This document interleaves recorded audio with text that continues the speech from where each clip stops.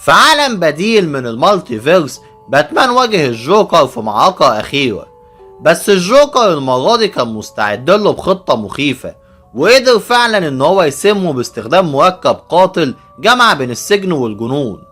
وللأسف باتمان ما انتصرش، لكنه تحول تدريجيا لنسخة مظلمة منه، واللي كانت مزيج من ذكائه القاتل ولعنة الجنون الخاصة بالجوكر.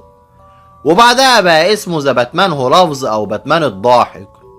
ومن وقتها ما بقاش في بطل تاني، بل بالعكس بقى في وحش استراتيجي بقى بيلبس بدلة سودا وقبعة مسننة وبيضحك بطريقة مرعبة وبيخطط لكل خطوة بدقة علشان يقدر ان هو يقتل او يشوه اي شخص بيعترض طريقه.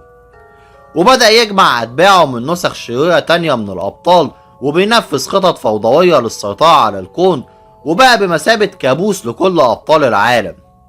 فباتمان الضاحك مش مجرد خصم، بل هو بمثابة تحذير للي ممكن يحصل لو فقد أعظم الأبطال ضميرهم. فالدمج بين عبقرية باتمان وجنون الجوكر خلى منه شخصية لا تقهر ومصدر رعب لكل اللي يعرفه.